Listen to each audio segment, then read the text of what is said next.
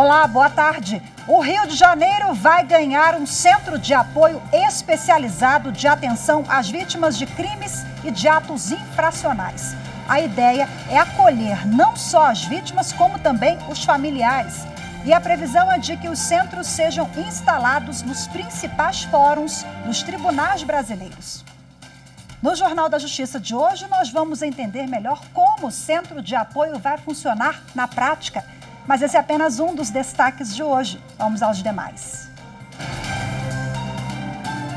Novo Código Eleitoral. Ministro Dias Toffoli do Supremo Tribunal Federal dá 48 horas para a mesa diretora da Câmara se manifestar sobre a votação do projeto de lei.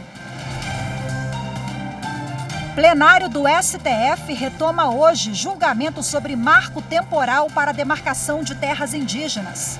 A expectativa é de que a sessão de hoje seja dedicada às sustentações orais. E ainda, ministro Nunes Marques do Supremo toma posse como ministro substituto no Tribunal Superior Eleitoral.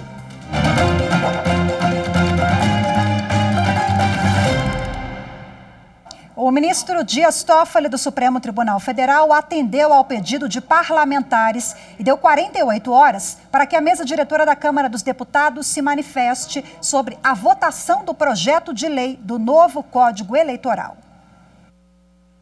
A votação de urgência do projeto de lei sobre a reforma eleitoral foi aprovada por maioria na Câmara dos Deputados e está prevista para ser analisada nesta quinta-feira. Mas o ministro Dias Toffoli atendeu ao pedido de 4 deputados e 2 senadores para que a Câmara explique o regime de urgência. Os parlamentares pedem a anulação da tramitação de urgência e que seja criada uma comissão especial para debater a proposta. Segundo os autores da ação, o PL deve seguir o rito básico do devido processo legislativo, como prevê a Constituição Federal. Para eles, a tramitação desrespeitou a proporcionalidade partidária. A mesa diretora da Câmara Federal tem 48 horas para prestar explicações sobre o assunto. A segunda turma do Supremo Tribunal Federal manteve decisão que substituiu a prisão preventiva do doleiro Chaya Mograbi por medidas cautelares menos gravosas. Ele é investigado na Operação Lava Jato do Rio de Janeiro e foi denunciado por lavagem de dinheiro. O colegiado rejeitou o recurso do Ministério Público Federal, que alegava que o doleiro teria descumprido a medida cautelar referente à entrega de passaporte. Para o relator ministro Gilmar Mendes, o argumento é infundado, porque o doleiro estava em outro país e seria impossível entregar os passaportes antes do retorno ao Brasil. Agora vamos falar sobre as decisões relacionadas à CPI da pandemia no Senado Federal. Uma delas tem a ver com o habeas corpus concedido ao empresário Marcos Tolentino. Quem traz as informações para a gente é a consultora jurídica da TV Justiça, Gisele Reis. A Comissão Parlamentar de Inquérito da Pandemia, aberta pelo Senado Federal, determinou a quebra dos sigilos telefônico, fiscal, bancário e telemático da empresa ML8 Serviços de Apoio Administrativo, com o objetivo de apurar o tipo de vínculo mantido pela empresa com a Precisa Medicamentos, que é a representante no Brasil do laboratório indiano produtor da vacina Covaxin. A ML8 tentou reverter essa decisão no STF. O pedido foi apreciado pela ministra Carmen Lúcia, que numa análise provisória manteve a determinação da CPI, mas esclareceu que os dados obtidos devem permanecer confidenciais, com circulação e acesso restritos. Carmen Lúcia considerou que a CPI da pandemia apura fatos de alta relevância para a sociedade e está constitucionalmente autorizada a determinar medidas como as quebras de sigilo por terem poderes de investigação próprios das autoridades judiciais. Ainda envolvendo a CPI da Covid-19, a ministra concedeu ao empresário Marcos Tolentino, apontado como sócio oculto do Fibbank, o direito de permanecer em silêncio e não ser obrigado a responder às perguntas que possam lhe incriminar, nem a responder questionamentos relativos a informações recebidas por força de sigilo profissional. Fora dessas hipóteses, ele não poderá faltar com a verdade.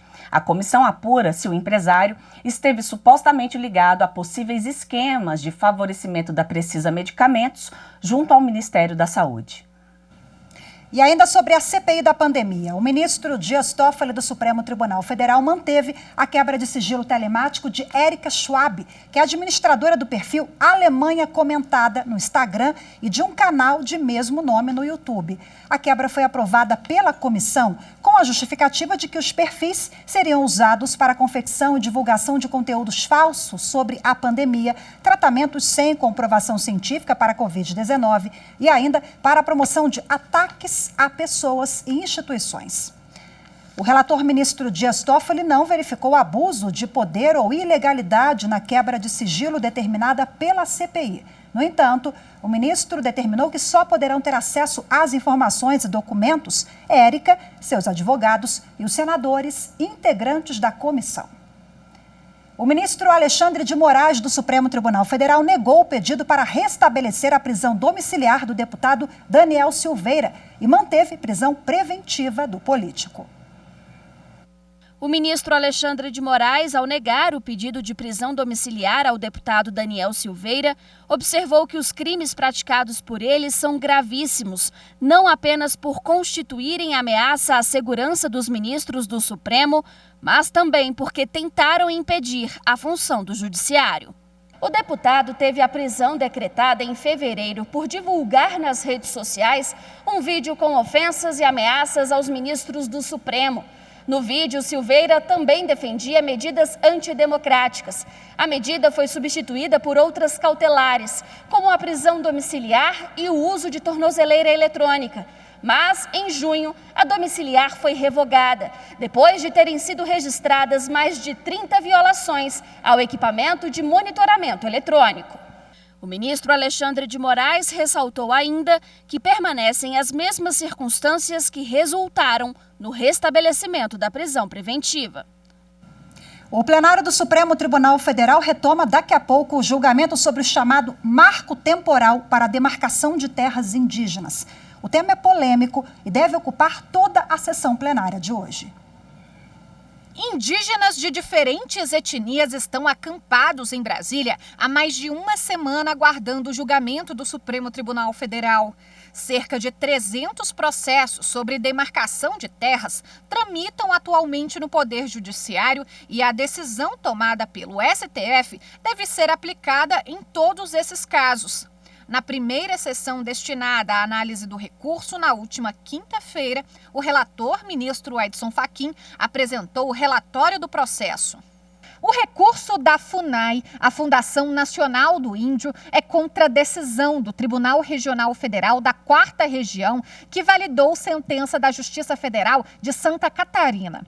Pelo parecer, as demarcações só podem ser feitas em terras já ocupadas por indígenas antes da promulgação da Constituição de 1988. Segundo o ministro Luiz Fux, presidente do Supremo, o caso vai ser votado no plenário, mesmo que precise de outras sessões. A expectativa é de que a sessão de hoje seja dedicada às sustentações orais. Isso porque 34 partes interessadas no processo, os chamados amigos da corte, estão inscritos para se manifestar.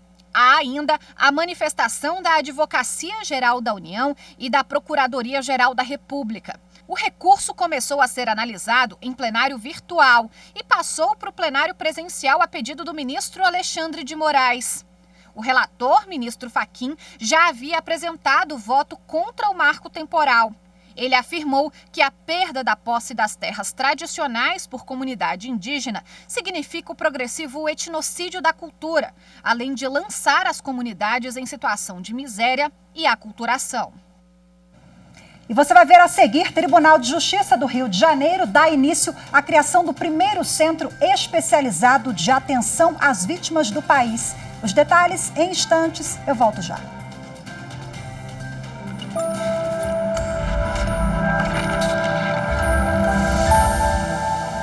A Constituição Federal de 88, ela tem foco na democracia e nos pressupostos de liberdade e igualdade social que também fundamentam o Estado Democrático de Direito e faz parte também dos anseios do povo brasileiro.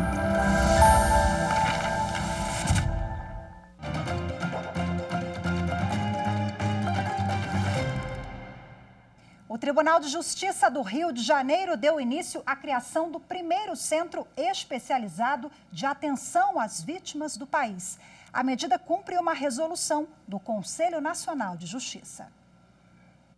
A resolução foi aprovada em abril e altera o texto da Política Institucional do Poder Judiciário de Atenção e Apoio às Vítimas de Crimes e Atos Infracionais, instituída em 2018. A previsão é que os centros especializados sejam instalados nos principais fóruns dos tribunais brasileiros, como vai acontecer no Rio de Janeiro, e que sejam abertos canais de interlocução, especialmente com os movimentos de mães de vítimas de homicídios praticados por agentes públicos ou privados e que aguardam uma resposta do judiciário. Um espaço de acolhimento onde ela poderá contar com profissionais que poderão dar todas as informações acerca do processo, o movimento, o andamento e também receber orientações de como proceder. Além disso, ela poderá ser encaminhada para a rede de assistência, para a rede de saúde, para que a sua demanda seja ouvida e acolhida por toda a rede de enfrentamento à violência. O novo texto foi elaborado após a troca de informações entre o CNJ, entidades da sociedade civil e lideranças voltadas à proteção dos direitos fundamentais de populações vulneráveis. A resolução foi elaborada considerando a necessidade de se respeitar as diferenças de gênero, raça, classe e sexualidade. E para detalhar o assunto, eu converso agora ao vivo com a juíza Adriana Cruz, da 5ª Vara Criminal Federal do Rio de Janeiro, que é integrante do Observatório de Direitos Humanos do Conselho Nacional de Justiça. Inclusive, a proposta partiu da juíza Adriana Cruz nessa reunião do Observatório e o centro foi instalado no Rio de Janeiro, por isso a ideia, eu acho que começou no Rio de Janeiro, não foi por acaso, né? Adriana, boa tarde, seja muito bem-vinda, conta pra gente por que essa ideia, de onde surgiu a iniciativa.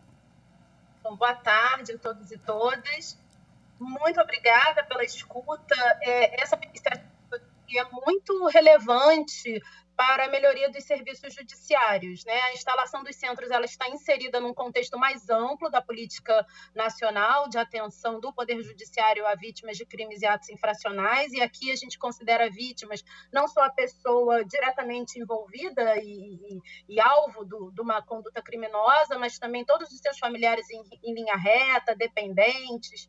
Então, é muito importante que nós tenhamos a compreensão de que quando um crime é praticado, um ato infracional é praticado, um universo muito mais amplo de pessoas é atingido, todo o seu núcleo familiar, todo o seu entorno, e o judiciário precisa dar atenção a essas pessoas. E a iniciativa surge exatamente em diálogo com esses grupos que estão organizados na sociedade civil. O Observatório de Direitos Humanos foi instituído com essa perspectiva de dialogar com a sociedade civil e identificar medidas que possam ser essenciais para um melhor atendimento. Adriana, não são somente as mães que foram vítimas de algum tipo de violência praticada pelo Estado, né? Nós temos também mães e pais e familiares de pessoas desaparecidas, também envolvem outros tipos de violência.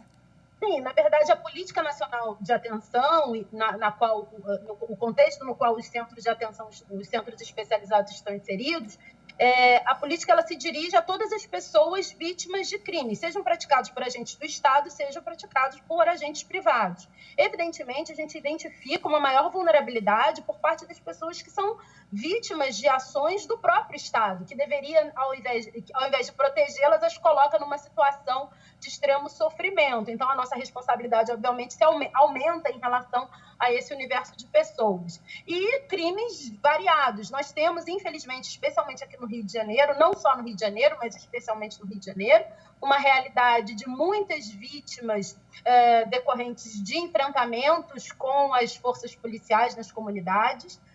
Temos uma situação muito grave de desaparecimento forçado, a doutora Adriana Mello mencionou, ela fez uma pesquisa muito detalhada em relação ao desaparecimento forçado de meninas no Rio de Janeiro, então há desaparecimento de pessoas para fins de tráfico de pessoas, de tráfico de órgãos, crianças e adolescentes, então é um tema muito grave que o judiciário precisa estar atento para atender as demandas. Nós tivemos, ontem saiu o relatório o mapa da violência de 2020, de 2021, e ele nos traz aí a confirmação da série histórica de que mais de 77% das vítimas de homicídio no Brasil são pessoas negras. Nós temos, então, aí uma legião de mães, esposas, filhas, batendo as portas do judiciário, esperando uma resposta do Estado, e nós temos o dever constitucional e moral de dar uma resposta à altura. E esse centro já é uma resposta, né? Uma das respostas que o Poder Judiciário vem dando a todas essas questões e fazer valer também o que diz a lei maior do país, direitos e garantias fundamentais, né, Adriana? Exatamente. Na verdade, estamos engatinhando, né? Uhum. A proposta foi apresentada, ela foi construída, isso é muito importante dizer, a partir da demanda das mães, né? Eu dialoguei muito com as mães, dialoguei com a doutora Adriana Mello, que vem conversando também com mães vítimas de desaparecimento forçado, conversei com a doutora Karen Luiz, que é juíza do Tribunal do Júri no Rio Grande do Sul e que identifica no Tribunal do Júri... Desculpa a interrupção, mas o que elas mais sentiam falta? Qual era a maior carência do Poder Judiciário nessa escuta afetiva? O que elas trouxeram para você?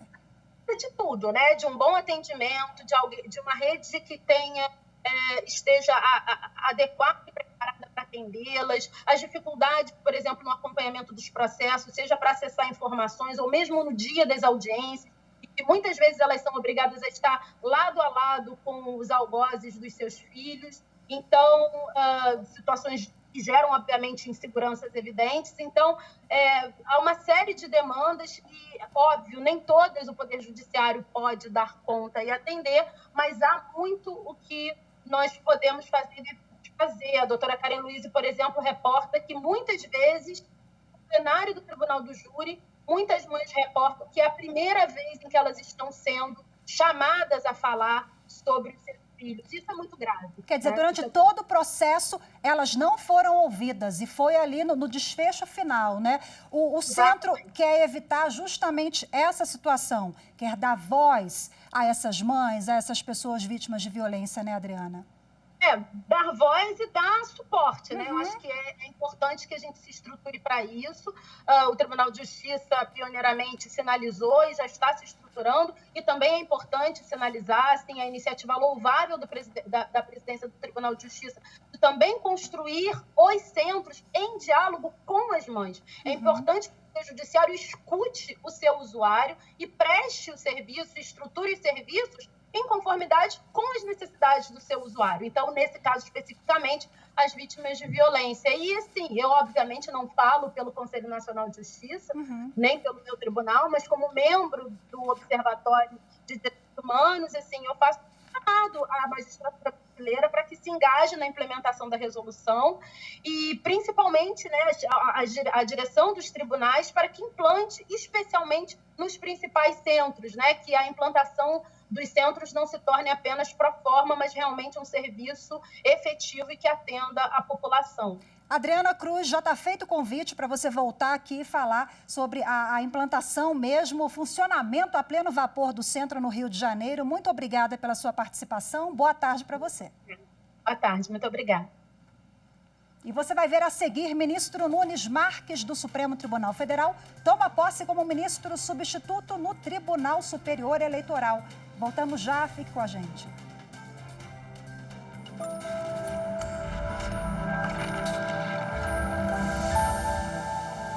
Em busca de um Estado democrático de direito, o povo gritava por direitos fundamentais. E assim, a população teve efetiva participação na elaboração da Constituição.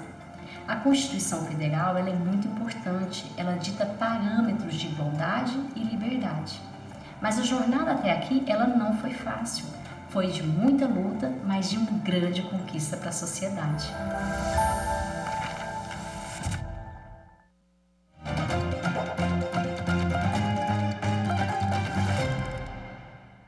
A sexta turma do Tribunal Superior do Trabalho decidiu que a prescrição de uma ação individual será a mesma da ação civil pública originária. O caso envolve uma corretora de seguros e a Bradesco Seguros. O processo teve início em uma ação civil pública do Ministério Público do Trabalho, com decisão definitiva em 2017, que condenou a Bradesco Seguros a reconhecer o vínculo de emprego de diversos corretores. Mais de 2 anos depois, uma corretora ajuizou a ação de cumprimento a fim de receber as parcelas decorrentes da decisão. O Tribunal Regional do Trabalho da Terceira Região, em Minas Gerais, seguiu o entendimento de primeiro grau e declarou prescrito o direito da empregada, uma vez que a ação de execução individual teria sido apresentada mais de 2 anos depois da decisão definitiva da ação civil pública.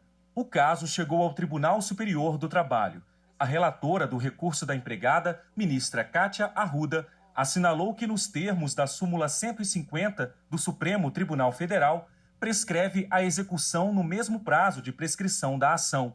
Ela registrou ainda que a seção 1 de dissídios individuais, responsável pela uniformização da jurisprudência do TST, pacificou o entendimento de que o prazo para o ajuizamento de ação civil pública é de 5 anos, ao aplicar, por analogia, a prescrição quinquenal prevista na Lei da Ação Popular.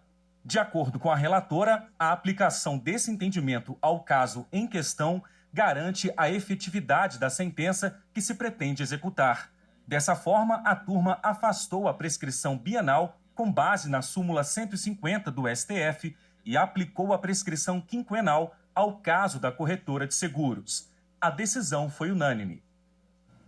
A terceira turma do Superior Tribunal de Justiça decidiu que sindicato responde por prejuízos causados por advogado que se apropriou de valores em ação de filiado. De acordo com os autos, o filiado foi ao setor jurídico do sindicato para obter informações sobre o andamento de ação de interesse dos sindicalizados, momento em que o advogado solicitou que ele revogasse procuração anterior e o outorgasse poderes para que fosse solicitado o levantamento de valores na ação. Depois, o filiado descobriu que o advogado havia levantado dinheiro no processo, mas não havia repassado nada a ele.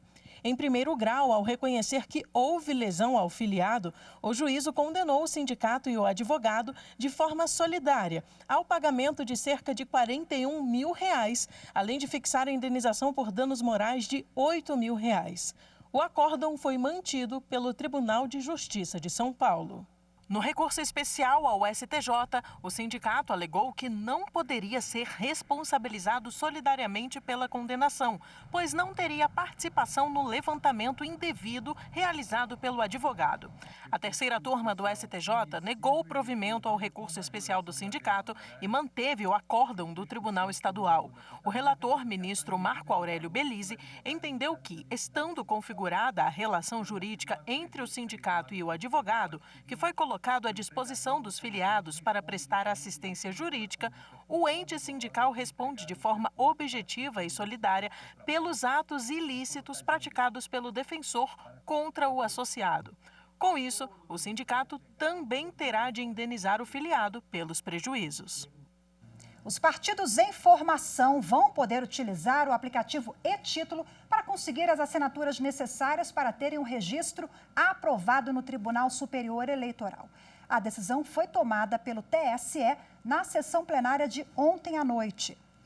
Os ministros também determinaram que os partidos que já começaram o processo de obtenção das assinaturas vão ter 120 dias a mais de prazo. Esse tempo é para que a Justiça Eleitoral coloque a novidade em prática. Isso pode ser feito pelo desenvolvimento de funcionalidade no aplicativo e-Título, por exemplo, sobre a forma de QR Code ou de token. O desenvolvimento da funcionalidade pelo TSE apresentaria diversas vantagens em relação à utilização de certificado digital. Primeiro, porque haveria uma verificação prévia da aptidão do cidadão para conceder o apoio à criação do partido, não sendo o código gerado para pessoas com direitos políticos suspensos ou filiada a partido político. E segundo, porque haveria mais usuários do e-Título do que detentores de certificados eletrônicos do padrão ICP Brasil. E por fim, porque o incremento de funcionalidades no e-Título o tornaria gradativamente mais atrativo, permitindo, com o aumento de usuários, a aproximação cada vez maior da Justiça Eleitoral com os cidadãos. Nessa terça-feira, o ministro Nunes Marques tomou posse como ministro substituto no Tribunal Superior Eleitoral em uma das vagas destinadas aos ministros do Supremo Tribunal Federal. Declaro aceitar o cargo de ministro substituto do Tribunal Superior Eleitoral. A cerimônia de posse do ministro Nunes Marques como integrante do Tribunal Superior Eleitoral foi realizada na noite desta terça-feira, 31 de agosto. Ele ocupa a vaga aberta com a aposentadoria do ministro do Supremo Tribunal Federal, Marco Aurélio Mello. Durante a cerimônia de posse, o presidente do TSE, ministro Luiz Roberto Barroso, destacou a carreira jurídica do novo membro da Corte Eleitoral. O ministro Cássio Nunes Marques tem uma longa carreira na advocacia e na magistratura. Ele é bacharel pela Universidade Federal do Piauí. Ele é pós-graduado em Ciências Jurídicas pela Universidade Maranhense. Ele é mestre em Direito pela Universidade Autônoma de Lisboa e doutor máximo cum laude pela Universidade de Salamanca. Foi desembargador federal da Primeira Região entre os anos de 2011 e 2020 e vice-presidente do Tribunal Regional Federal da Primeira Região e é juiz membro titular da categoria jurista do Tribunal Regional Eleitoral. Nunes Marques será um dos 7 ministros substitutos do TSE. Eles atuam em casos de impedimento ou ausência temporária dos ministros titulares. A formação conta com 3 ministros do STF, 2 do STJ e 2 da classe dos advogados. Bom, a cerimônia de posse não teve convidados e também não foi transmitida a pedido do ministro Nunes Marques.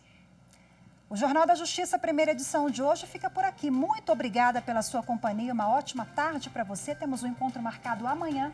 Eu te espero. Tchau, tchau.